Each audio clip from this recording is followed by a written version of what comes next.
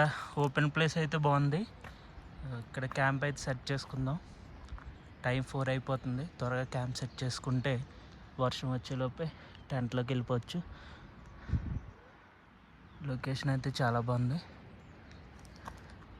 And ఈ place చాలా ఖాళీగా ఉన్న వల్ల సేఫ్గా కూడా ఉంటుంది.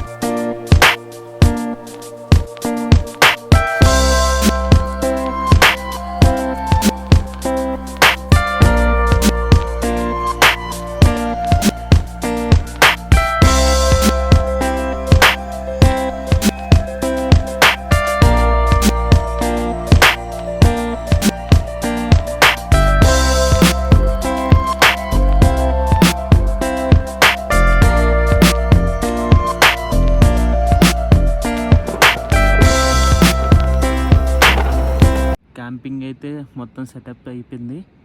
చుట్టూ మేఘాలు, లొకేషన్ అయితే చాలా బాగుంది వ్యూ. కాకపోతే చల్లగా ఉంది. సో మేఘాలు రావడం వల్ల స్నోఫాల్ కూడా పైన కొండ మీద అవుతుంది. అందువల్ల అనుకుంటా ఇక్కడైతే ప్రజెంట్ 2 degrees టెంపరేచర్ ఉంది. సో చాలా చల్లగా ఉంది. అందుకే టెంట్ లోపలికి వెళ్ళిపోయి రెస్ట్ తీసుకుందా.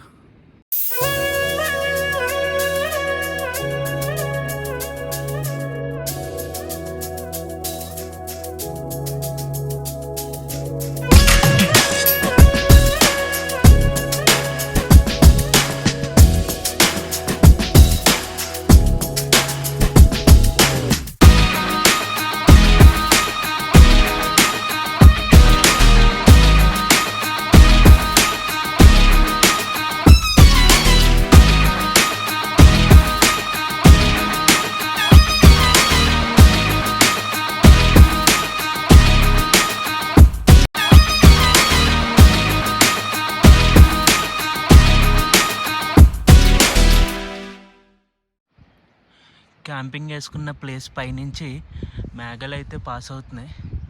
చాలా చల్లగా ఉంది. మేఘాల మధ్యలో ఉండడం వల్ల చూసుకుంటే మేఘాలు అటు నుంచి వస్తున్నాయి.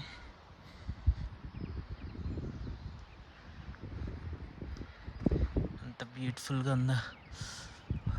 వావ్. Good morning everyone. ఇప్పుడు టైం అయితే మార్నింగ్ 5:30 అయింది. ఇప్పుడే నిద్ర లేచాను. సో క్యాంప్ బయట చూసుకుంటే ఇలా ఉంది వ్యూ. మొత్తం ఫుల్గా మేఘాలే. నైట్ అయితే బాగా చలేసింది. కాకపోతే నా దగ్గర స్లీపింగ్ బ్యాగ్ ఉంది కాబట్టి అందులోకి దూరేసి పడుకున్నా. వెచ్చగా అనిపించింది. మంచిగానే నిద్ర పట్టింది. వర్షం కూడా పెద్ద ఎక్కువ లేదు. కాకపోతే కంటిన్యూస్గా చినుకులు అయితే పడుతున్నాయి అన్నమాట. సో నాకు తోడుగా ఒక పెట్ అయితే ఉంది. ఈ డాగ్ ఉంది కదా, ఇదే నైట్ అంతా నాకు సెక్యూరిటీగా ఉందన్నమాట. ఒక 2-3 times అరిసింది. ఎందుకు అనుకున్నాను. సో ఈ గుర్రాలు ఉన్నాయి కదా, ఇక్కడ గుర్రాలు ఉన్నాయి. సో అవి కిందకి వస్తే చాలు ఇది అరిస్తే వెళ్ళిపోతుంది వాటి దగ్గరికి. రానివ్వట్లేదు దరిదాపుల్లోకి. చూడండి మేఘాలు అయితే ఎలా వస్తున్నాయో. ఈరోజు ప్లాన్ ఏంటంటే బాస్కున్ ట్రెక్కింగ్కి అయితే వెళ్ళబోతున్నా. సో ఇక్కడ నుంచి దుండి బేస్ క్యాంప్ అయితే ఉంటుంది. సో దుండి క్యాంపింగ్ సైట్కి అయితే వెళ్ళాలి. 5.3 kilometers ఇక్కడ నుంచి. సో ఈ వీడియో అయితే ఇంతే. నెక్స్ట్ వీడియో బాస్కున్ ట్రెక్కి సంబంధించిన వీడియోస్ వస్తాయి. సో అవి కూడా చూసి ఎంజాయ్ చేయండి. ఈ వీడియో నచ్చినట్టయితే లైక్ చేయండి. అలాగే మీ ఫ్రెండ్స్కి షేర్ చేయండి. Thanks for watching.